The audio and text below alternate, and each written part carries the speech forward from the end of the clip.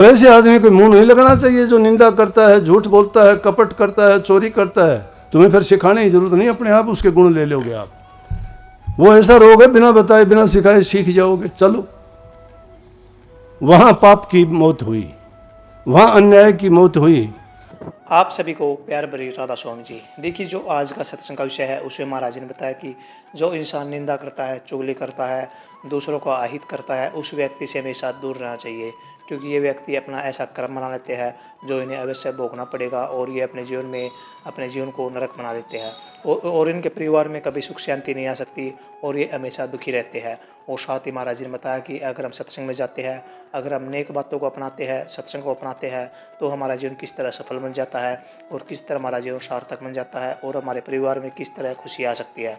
तो महाराज जी ने बहुत प्यारी प्यारी बातें सत्संग में बताई है। जो बातें अगर हम अपनाते हैं तो हमारा जीवन सार्थक बन जाएगा। तो चलिए, आपका कीमती समय लेते सत्संग को शुरू करते हैं।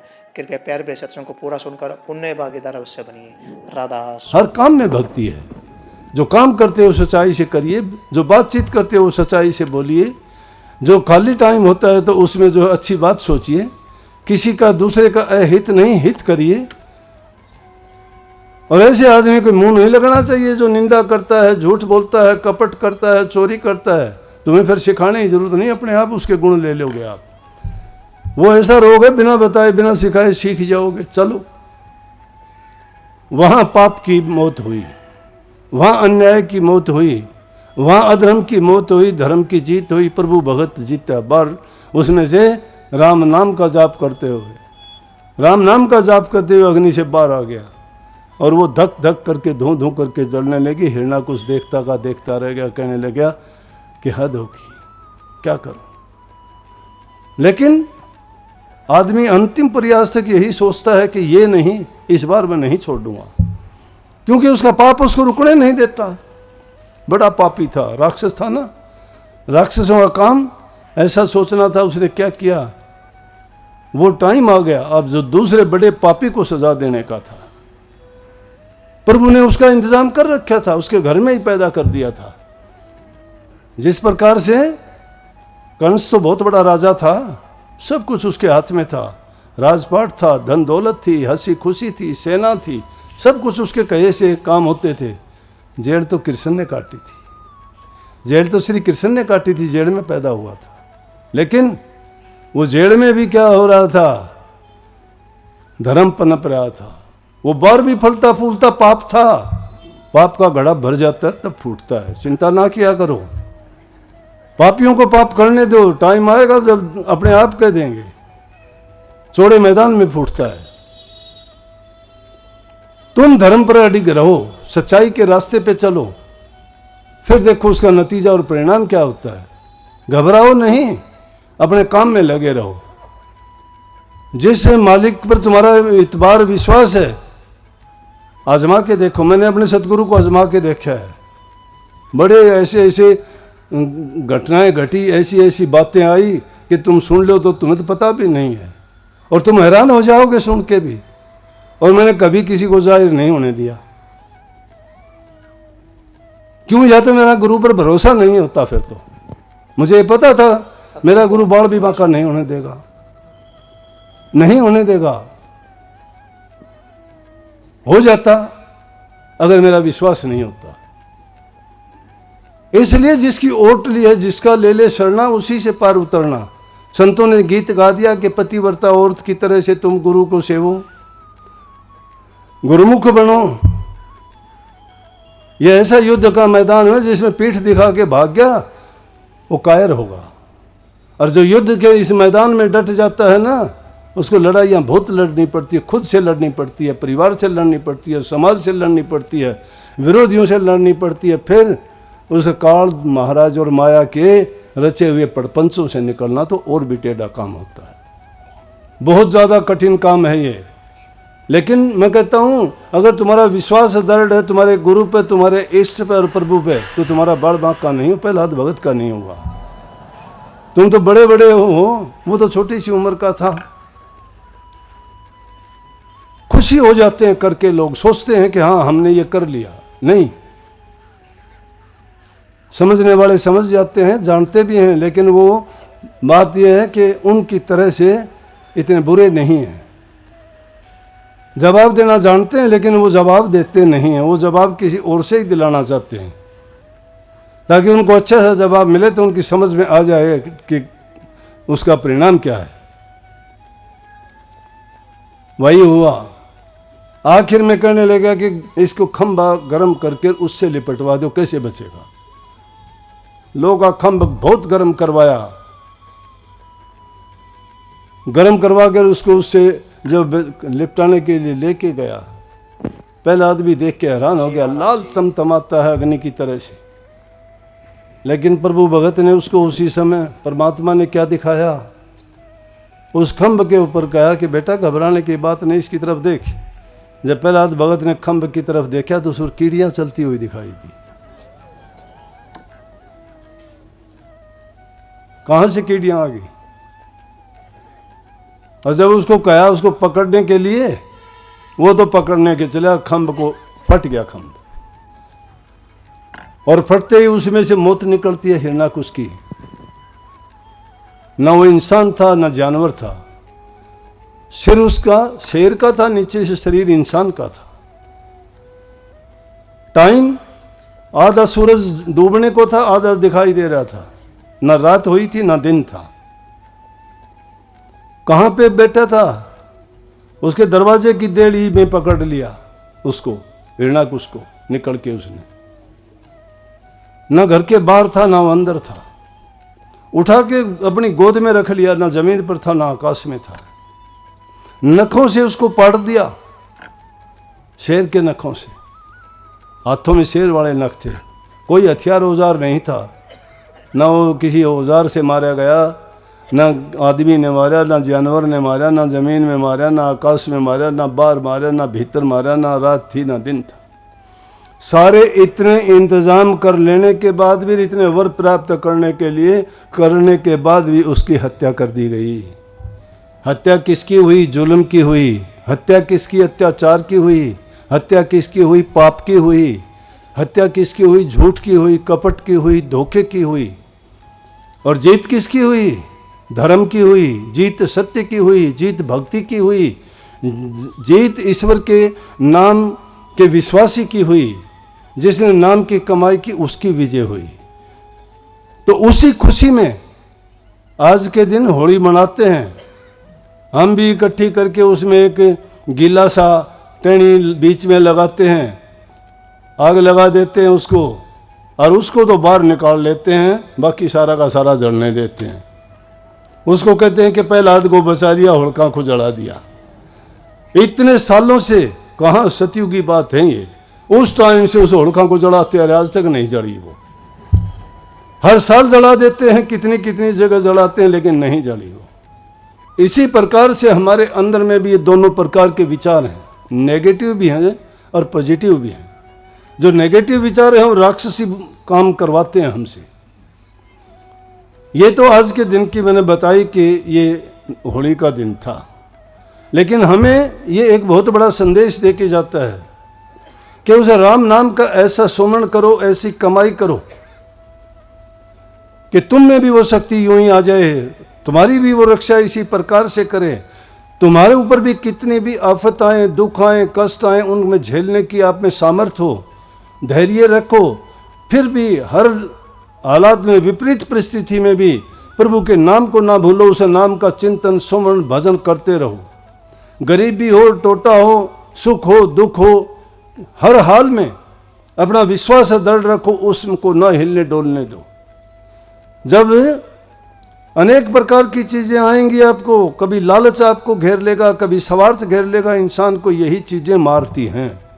ये कहने की बात नहीं, इनको देखोगे जब पता लगेगा। मैंने देखी है इसलिए मैं कहता हूँ, लेकिन जिस रूप में मैं देखी हूँ उस रूप में मैं कह बता भी नहीं सकता, समझा नहीं सकता, लेकिन मैंने देखी ये सारी चीज़। मैंने लोभी देखे, मैंने लालची देखे, मैंने स्वार्थी देखे, मैंने अहंकारी देखे, पापी दुष्ट देखे, झूठे कपटी देखे। इसलिए मैं कहता हूं कि वो चीजें सारी आपको भी घेरती हैं, लेकिन कोई बह जाता है उनमें, उसको दुख नहीं है। लालची हो गए, आपको क्या दुख देगा? लालच चाहता था वो तुमने शुरू कर दिया। लोभी हो गए। लोभ चाहता था, तुम्हें लोभी बना दिया, धोखेबाज बना दिया तुम्हें। धोखा चाहता था, तुम धोखेबाज बनो, सीख लिया तुमने। गुरु ने बताया कि ये दुष्ट हैं। संतों ने कहा सगली सृष्टि के 5 सिकदार, राम भगत के पानी हार, जगत पास से लेते दान, राम भगत को करे प्रणाम। ये 5 ऐसे दुष्ट हैं, सारी सृष्टि के शिकारी हैं, शिकार करते हैं, हर लेते हैं बुद्धि को, विचार को, मन को, विकारी बना देते हैं, उसको बहा देते हैं, उसको बस ऐसा बना देते हैं, स्वार्थ के सिवाय उसको कुछ नजर ही नहीं आता। इंसान की अगर चले तो इंसान तो पता नहीं क्या का क्या, लेकिन विश्वास रखो ये जो है करने वाला बहुत सारे लेख लिखता है, सब जानता है, वो सब का हिसाब रखता है, बख्शता नहीं। किनके तुम सोचते हो सुख है किसी में? ना धन में सुख है, न कोठी बंगलों में सुख है, न बल और ताकत में सुख है, न ऊंची जात में सुख है। सुख है तो प्रभु के नाम में सुख है। उस प्रभु के नाम वो आपको मिला हुआ है, उसमें अपने मन को अगर लगा दोगे तो सब कुछ आपको मिलेगा। जिनके जरना राम नाम की 8 पैर टूटे ना तार, दया गरीबी और बंदगी बनी रहे संतोष बहार।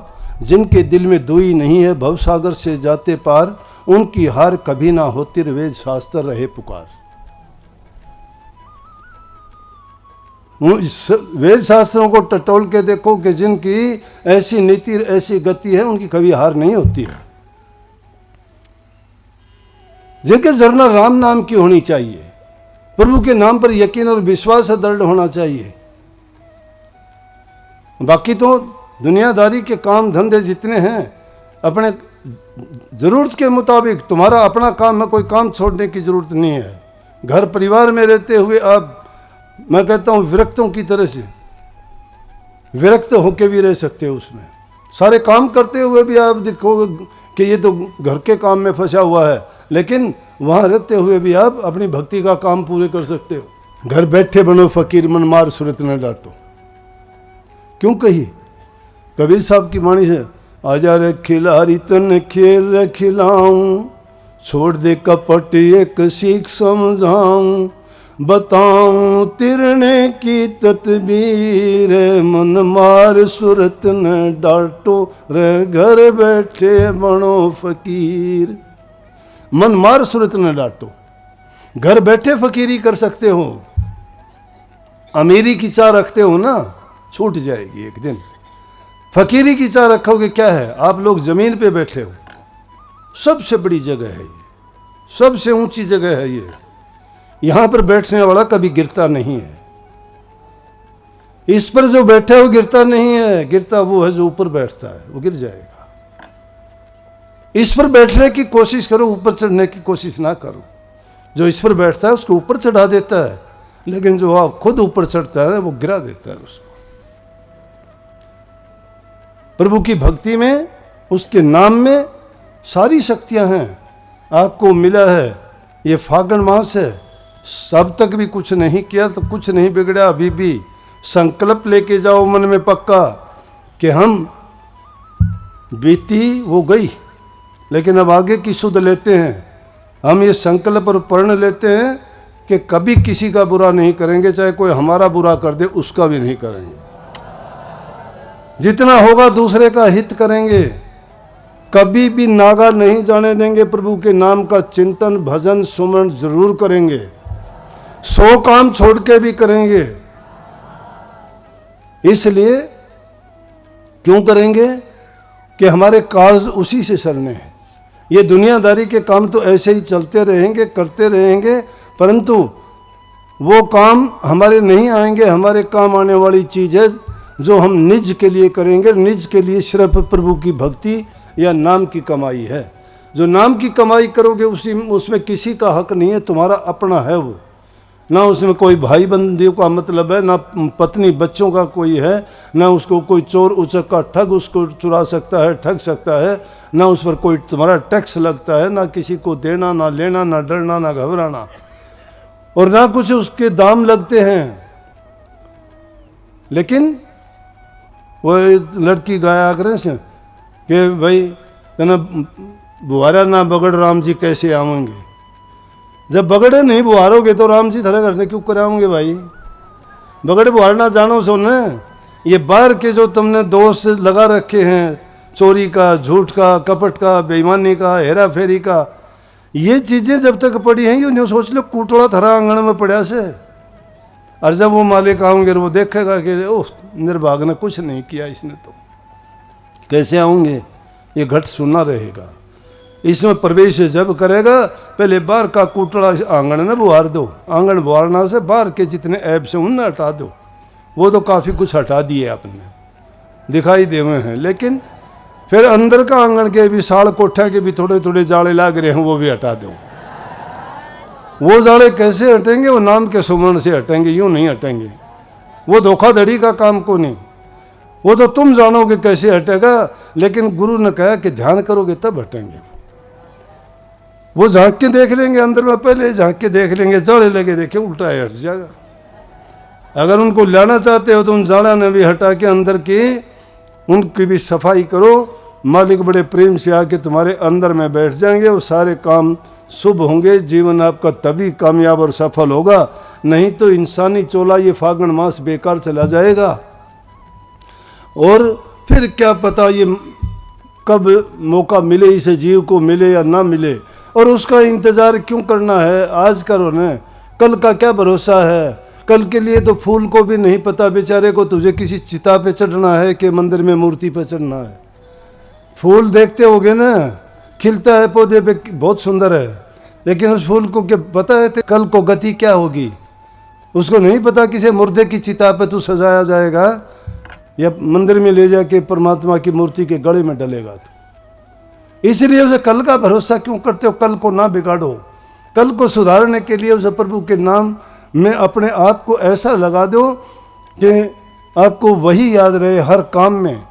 हर आपका जो भी दिनचर्या है उसमें चलते फिरते उठते बैठते उसको नाम उसमें याद रहे, ताकि कभी आप भटका ना खाओ और गलत रास्ते पे ना आगे बढ़ो।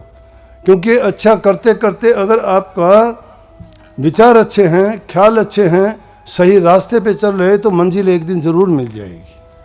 अगर आपने रास्ता ही गलत पकड़ लिया तो मंजिल कहाँ मिलनी है। भटका खाओगे, जंगलों में फिरोगे और वहाँ अनेक प्रकार के, फिर देख लो जैसे कोई भटका हुआ रहा ही जंगल में चला जाए, कहीं उसको जानवर खा जाएंगे, कहीं मच्छर काटेंगे, कहीं जोक खाएंगे, कहीं बिच्छू सांप उसको लड़ जाएंगे, उनसे भी बचा खुची कर लेगा। तो शेर वगैरह बड़े बड़े जानवर हैं वो उसका भक्षण कर लेंगे। क्योंकि जब एक बार भटका खा गए ना, फिर रास्ते पे आना बड़ा कठिन होगा। और रास्ता बताने वाला नहीं, लेकिन हम जिस काल और माया के जंगल में फंसे हैं ना, यहाँ रास्ता दिखाने वाला सतगुरु है। और उसने हमें टार्च भी दे दी, चारना करने की रात पड़ जाए तो इससे चारना कर लियो। वो नाम टार्च है, उसको लेके चलोगे तुम्हारे रास्ते खुलते चले जाएंगे। जो जो नाम का सुमरण करोगे तुम्हारे बुरे विचार निकलते चले जाएंगे, अच्छे विचार आते जाएंगे और तुम्हारा जीवन सफल होगा। इन फालतू की बातों में, प्रपंचों में, कल परसों का सत्संग में थोड़े समय के लिए दिया था, इन आडंबरों में पड़ जाते हो आप। कोई भी बका देता है, कोई भी आपको कुछ भी कह देता है, कोई ज्योतिष के नाम से, कोई पंडित के नाम से, कोई तुम्हें ये क्या वास्तु शास्त्र के नाम से, कोई तुम्हें क्या क्या बताऊं जो उसमें मैंने बताई थी। कोई मांगलिक बता देता है, कोई मूड़ों में पैदा बता देता है, कोई तरह साढ़े सती बता देता है, कोई तरह वो नागफणी बता देता है, क्या क्या ऐसी ऐसी उलझन बता देते हैं कि काल सर्प योग लग गया इसके। बताओ भाई, काल सर्प योग, वो सांप हमने मारा नहीं, किसी ने छेड़ा नहीं, काल सर्प योग कहाँ से आ गया वो। लेकिन क्योंकि बका दिए बिना मतलब के, और क्यों नहीं। ये इन फटफटों से निकल के और तुम जो सच्चाई की चीज़ है उस ओर चलो, प्रभु के नाम की ओर आगे बढ़ो। प्रभु के नाम को तुम अपना लोगे, अंगीकार कर लोगे, तुम्हारे मन की बुरी वासना निकलती चली जाएंगी, अच्छे ख्याल और अच्छे गुण आपके अंदर आते चले जाएंगे। आप पाक साफ और पवित्र हो जाओगे। और जब पाक साफ और पवित्र हो, समझो कि तुमने अपना आंगन बुहार लिया। और बुहारे हुए आंगन में तो जब प्रभु आएंगे तो कहेंगे, ओह मेरा तो इंतज़ार कर रहे हैं भाई, ये तो फटाफट आएंगे वो, और नहीं तो बाहर से ही देख के चले जाएंगे, पास में भी नहीं फटकेंगे। तो बहुत बहुत आपको एक बार पुनः इस दिन की बहुत बहुत बधाई होली की। तो बहुत बहुत सबको आशीर्वाद, मालिक आपको शक्ति दे। राधा। सत्संग को पूरा सुनने के लिए का बहुत बहुत धन्यवाद। हम आशा करते हैं आपने सत्संग को बड़ा ही ध्यान से सुना होगा।